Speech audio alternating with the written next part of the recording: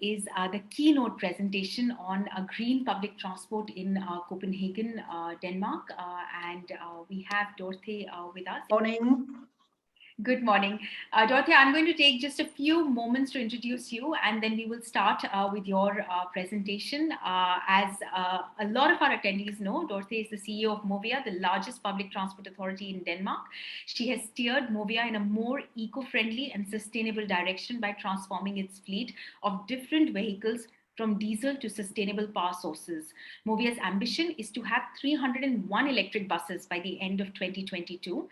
Before joining Movia in 2009, Dorthe worked in several ministries for transportation and finance, and concurrently with her responsibilities as CEO of Movia, she is involved in several committees and boards in the transportation sphere. She's also currently presiding the European Metropolitan Transport Authority, which is an association of transportation authorities from 30 different cities. We are very excited to have you with us today. Thank you for accommodating this session in your schedule today. Thank you, Dorthe. Over to you now. Thank you.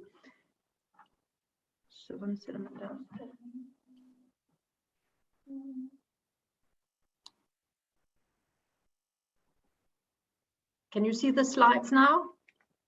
Not yet. Not yet. Not yet.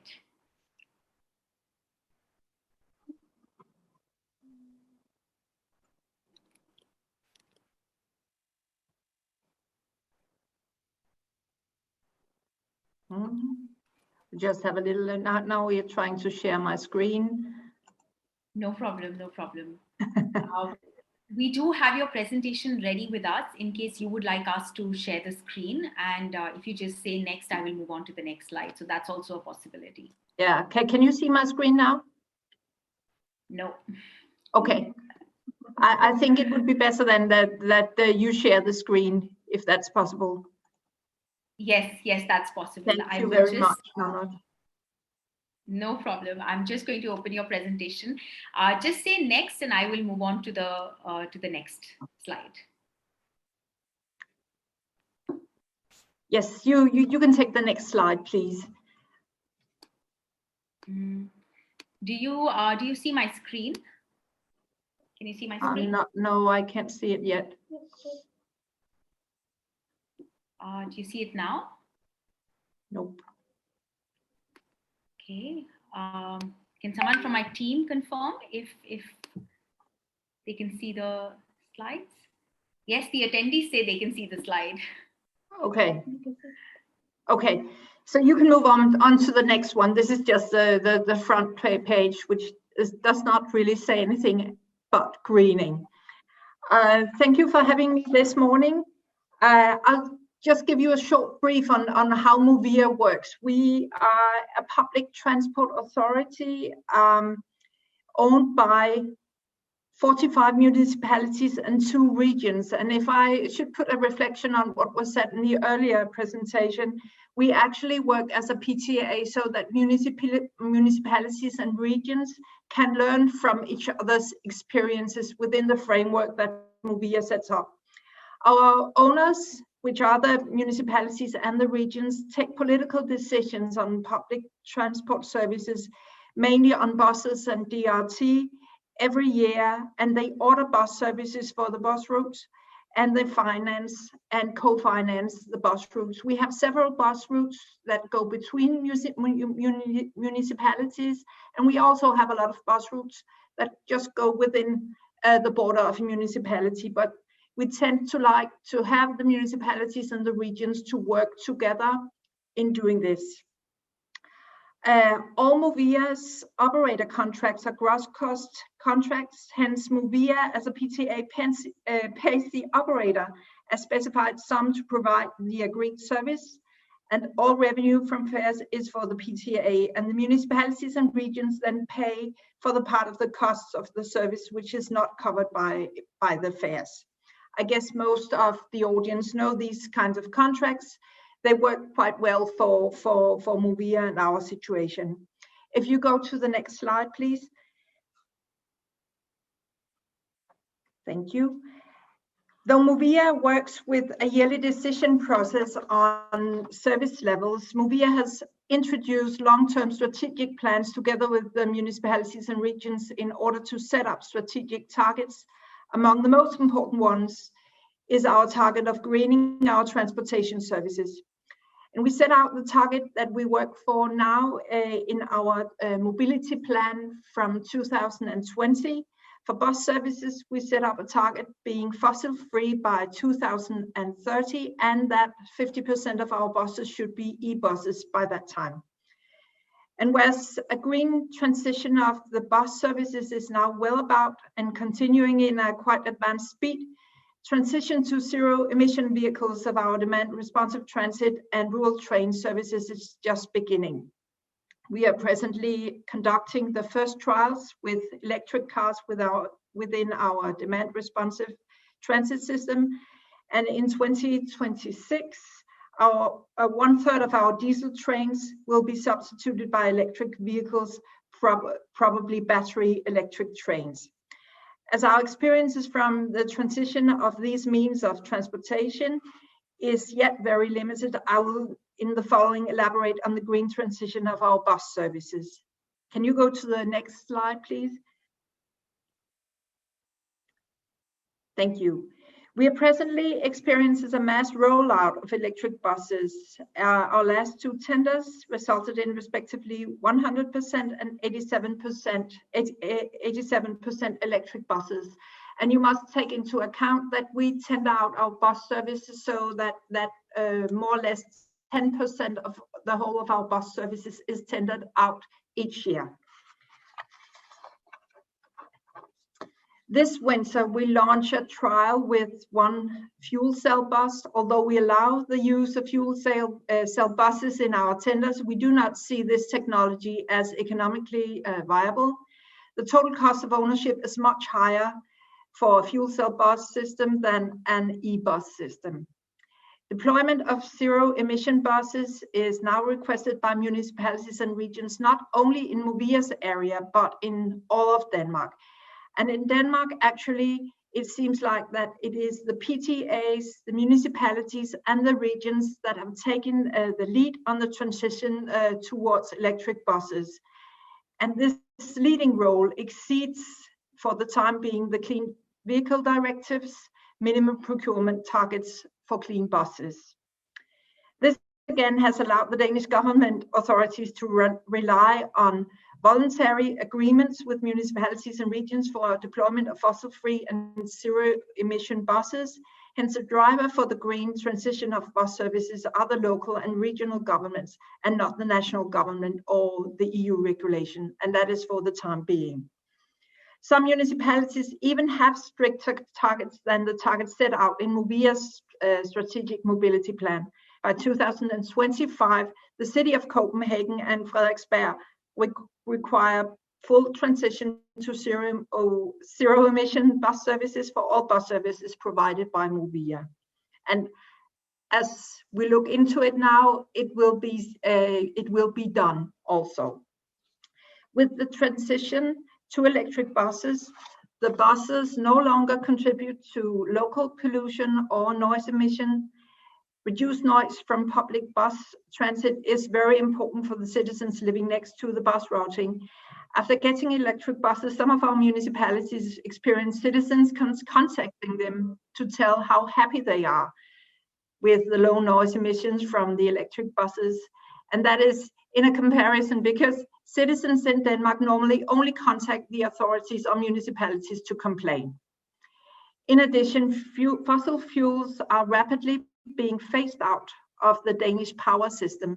The Danish Energy Agency expects that renewable electricity by 2027 constitutes more than 100% of the consumption. The closer we get to the end of the 2020s, the cleaner electricity will our buses run on. If you go to the next slide. Thank you. In a number of cases, Movia has for the same tender unit asked for prices for both zero emission and fossil bus services or zero emission and fossil free bus services. Therefore, we have a quite comprehensive data on the additional costs for e-bus services compared with diesel and HVO diesel. The additional price for electric buses compared with diesel is, as we counted, between 0% and 7%. The contract conditions have, however, been different.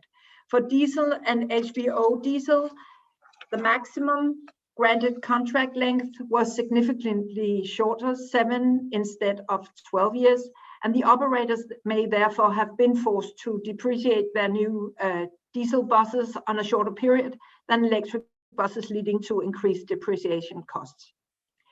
We have also seen that electric bus services in most cases are cheaper than fossil-free bus services, for instance, HVO diesel.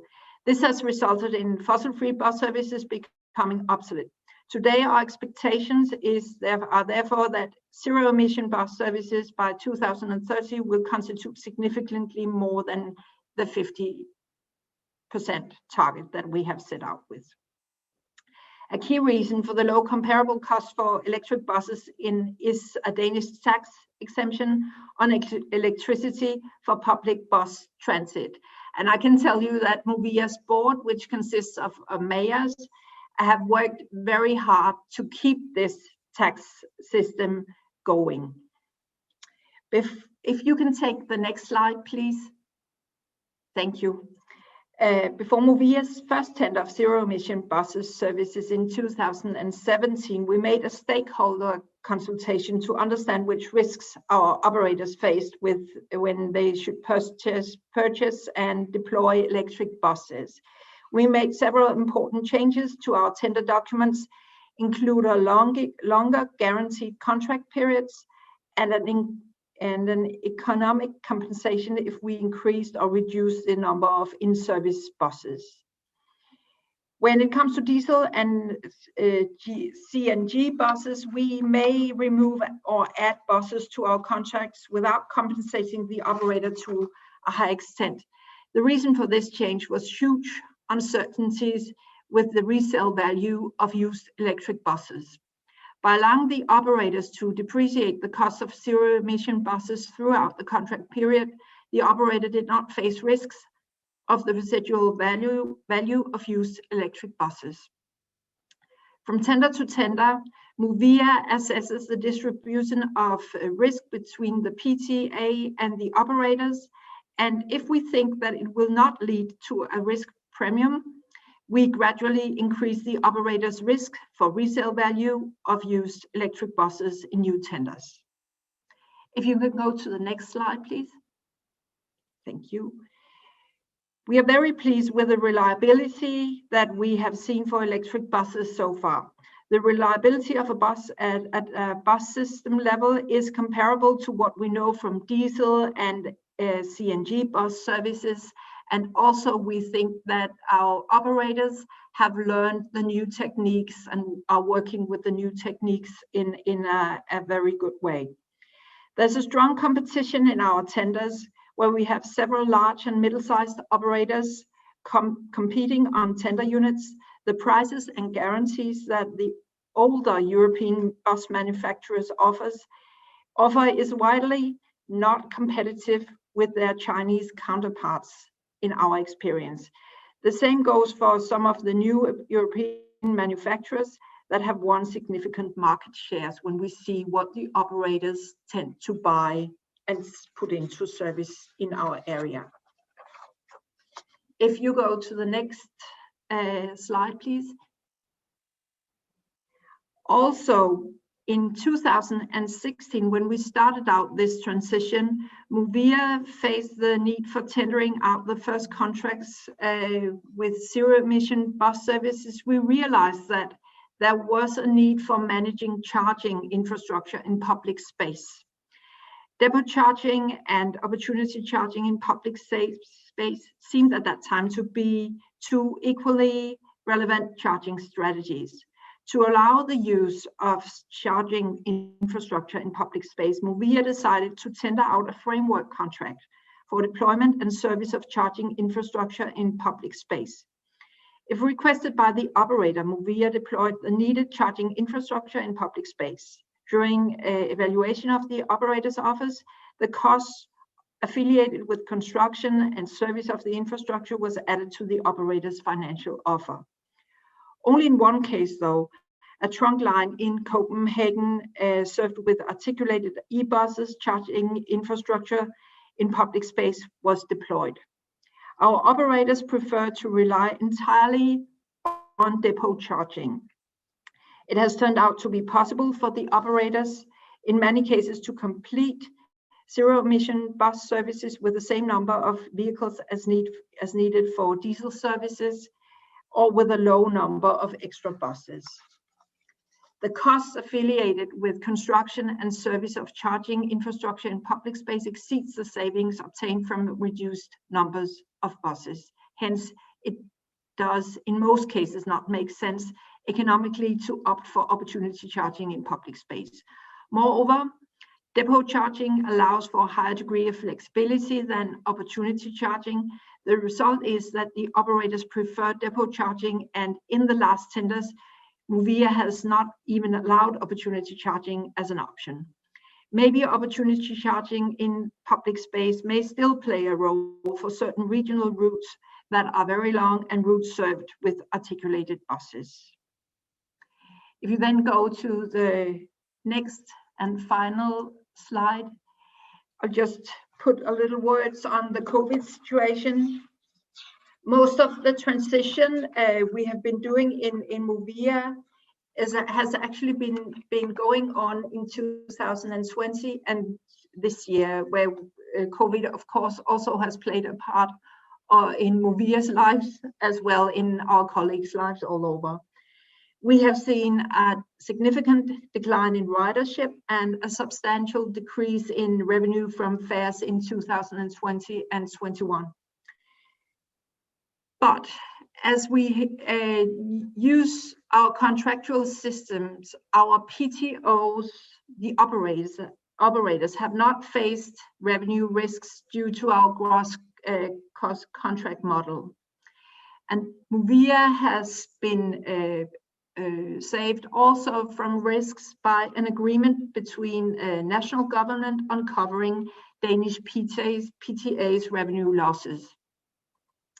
Until now, COVID-19 has had very limited impacts on the services that municipalities and regions decide to ask for Movia's help to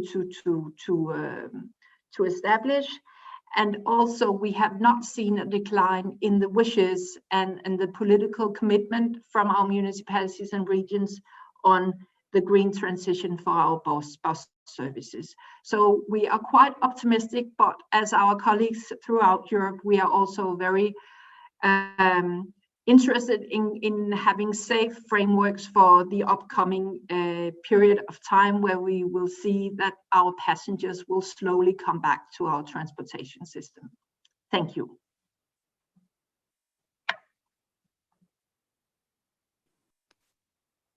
Thank you very much, Dorthe, for that very comprehensive presentation.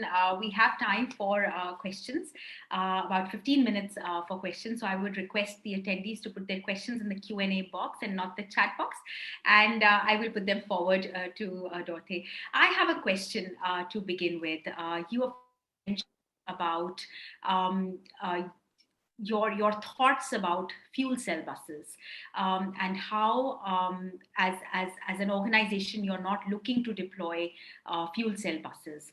When we look at 2030, and I saw that graph where 50% are projected to be fossil fuel-free buses and 50% zero emission. Within that zero emission category, by 2030, do you see a change?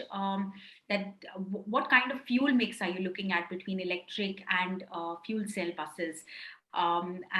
Just your thoughts on 2030. We had a conference earlier in the year on hydrogen buses and refueling infrastructure, and what we understood was that towards 2030, many organizations, many PTAs, and many even operators are looking to move towards hydrogen. So, what are your thoughts on that? I think in Movia, we think that by 2030, it may be economical to go for fuel cells. Until now, we have not seen that the technology is cheap enough and comparable to the kind of services that we can get from battery buses and battery-driven buses. And maybe it will be by 2030 that there will be a change. What Movia does is that when we ask for electric buses, we do not say electric buses in a specific manner. We say zero emission buses. And that allows for the industry and the operators to make the best fit and to see how technology works, and also to take the responsibility that we should not end up in a situation where our operators do not believe in the technology that they have to work with themselves. So we like to put this risk on the market because we see that it's the industry and the operators who should do the work to go for that. Movia should together with our municipalities and regions set the targets and say, well, we'd like to be zero emission. And that's how we work with it right now. Okay, great. There's a question from Pedro, who is from TAM Durabus. He says, why did you say PTS prefer e-buses from Chinese manufacturers and new European comers? Well, we have seen that before we started out with setting these very high targets for evolving our services. We did a lot of tests involving some Chinese producers and also some European producers. And what we saw during some of these tests was that the quality levels and the demands that we set out for in the Copenhagen area was not really met. For instance, some of the test buses we deployed throughout the period of before 2017, there were a lot of noise inside the bus, and our customers will simply not accept that. So we set out for a lot of quality criteria, but what we have experienced now is that the Chinese market and also the new producers in Europe give a very high quality product to the operators, and the operators who decide which buses they should buy for the services that they have in contract with Movia seems to think that the services that they get from these producers are very good. And of course, Movia does not really know what the mix of services consists about, because these are, of course, it has something to do with the competition between operators and the competition between bus manufacturers. But we can see that the mix of services that is in this kind of industry seems very attractive to our operators. So we haven't really seen the well-known old manufacturers being very strong in this transition yet in our market. Okay. There's a related question from Bartolome, who is from TUE Nord, and he says, what do you mean by new European bus manufacturers? Well, we used to have a lot of buses in our area produced by MAN, Volvo, and very well-known bus manufacturers who have been in the diesel market for many, many years. And now we have seen some new coming European manufacturers and also several Chinese manufacturers, and that is what we mean by it. It's not that they are old and not good, but we have just seen newcomers, and that is interesting because as far as I know, the industry has been quite settled for many years, and this transition towards greening in the bus industry has left a room for development for new manufacturers also, and they have taken some space up as far as we can see it. Okay. There is a question from Irvin from ING. And this is a question on risk management. So Arvind says, Movia's risk management continuously reconsiders distribution of risks between PTA and PTO. When do you expect PTOs will be in the position to absorb higher risk on zero emission bus values development? For the next years, it is probably required to keep main risks at PTA level to keep the pace in the zero emission transition in public transport. Yeah, well, actually, the Movia experience is that the PTOs have been able to absorb more risks already by now. When we started out in 2017, we thought that we should deal with the depot system and also with opportunity charging in the city areas. And we thought it was a big risk if we had all the cities architects to decide about where you could put a charging system on the routes. And but as the system has evolved, it seems like operators can deal with this risk on their own. They can find depots. They can find the depot charging systems and pay for it, finance it, and they seem to be able to do that, and they also seem to be more willing to do that than having Movia setting out a system for them.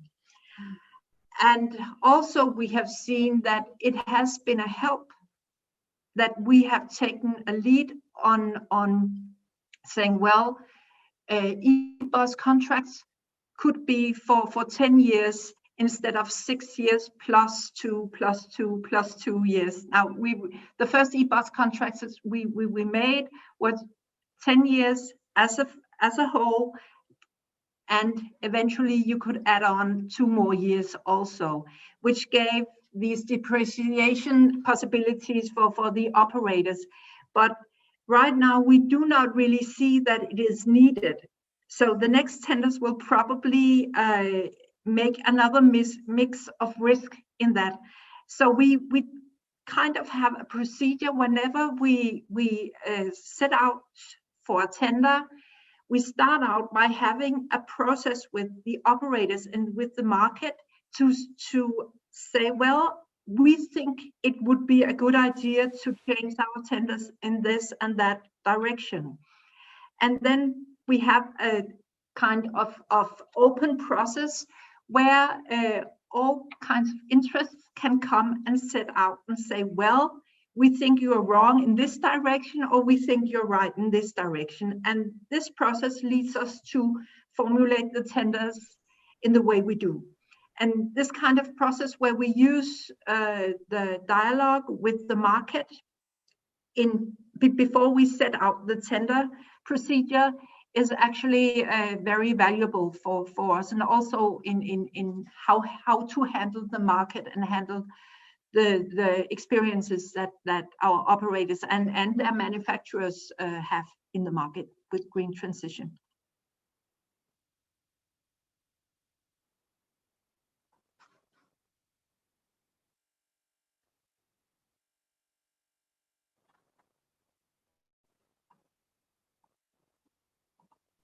Sorry, Dorthe. I think my internet. So something happened. Sorry, there's a follow-up question to what you were saying, and Pedro is asking, why is opportunity charging in public space so difficult to achieve? Does buses will need bigger batteries and be more expensive? Yeah, well, our experience has been so far that it has not been difficult to achieve charging in public space. Mm-hmm. Because the municipalities has actually been willing to give the space when Movia asked for it. But the operators did not ask for it in the tenders. The tenders that won the competition were tenders that were consisted of depot charging and not opportunity charging in public space.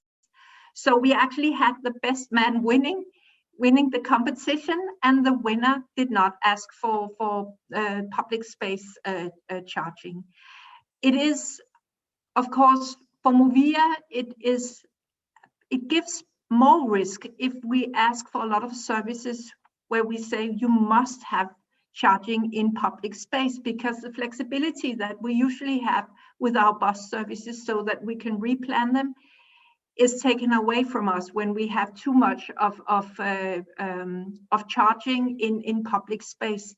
But we have been willing, and the municipalities and regions have been willing to give up that flexibility in order to give a better way and safer way for green transition, but the market has not really asked for it.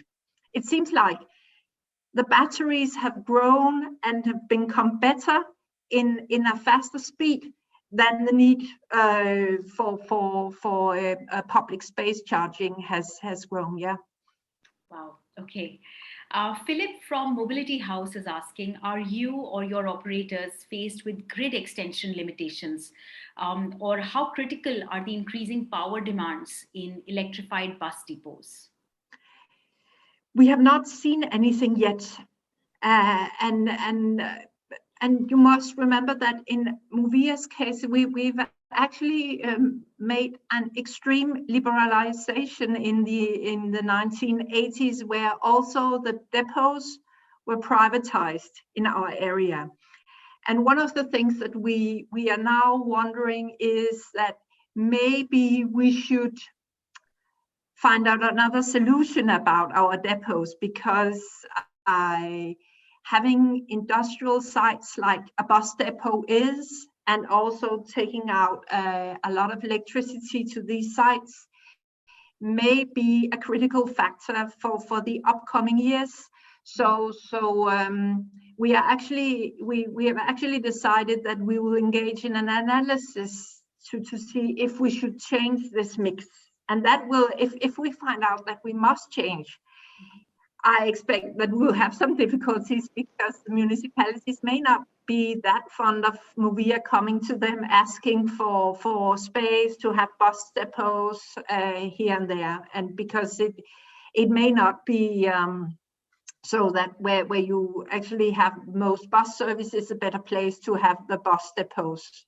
For instance, the municipality of Copenhagen, they experience a high need for housing, and would very much like to develop more areas that used to be industrialized to housing areas. And therefore, I expect that the municipality of Copenhagen may not be that interested if Movia can come and ask them to have a certain area for bus depots. So there may be something about land use that we'll have to take into consideration, but the analysis is just starting now. Okay. There's a question from Sandra on weather, and Sandra is from Mainz Mobility, Germany. So she's asking, in Denmark, you have a very cold temperature in winter. Can you manage the range easily due to limitation of the battery capacity? Yeah, it is not that cold in Denmark, but with the climate change, but we have cold days, and what we have experienced is that we have to have a special heating system in the electric buses that is run by CNG. And that is why we also are very interested in having systems that are solid to investigate if operators actually keep these heating spots in the buses in a proper manner. Because if they do not do that, the heating will actually give a lot of pollution to the city areas nevertheless. So until now, we have managed to do it that way. But I know it is a big focus point for the municipality in Copenhagen, being very interested in getting to the zero emission target they have set out for the city for 25. That we can find buses that do not have to have a heating system that is run by CNG. Okay. Stefan from Octo Hydrogen has a question related to fuel cell electric buses. And he's saying, thank you for a great presentation. Dorthe, is the preference for electric buses over fuel cell electric buses only based on TCO? In that case, is it not expected that parity will be achieved before 2030 and that other obvious fuel cell electric buses benefits would be more important? Again, I must say that Movia does not ask for a special kind of electricity. Fuel cell is also electricity in just in another technological manner. So what we ask for is zero emission buses. And then we'd like the industry, the operators and the manufacturers to find out the better solution. And the better solution will win. And the better solution will win if it meets our quality criteria, where greening is one of them. But pricing is, of course, also a very irrelevant matter, because the money doesn't just grow around in at our municipalities. They are very uptight with our budgets also. So I cannot really give another answer. But when we look into the future, we expect there may be a mix, but we are not really that interested in seeing when it should be, because we have a great faith in the industry finding out the better way to make solution. What we do is we have asked specifically for one fuel cell bus in order to see how it works.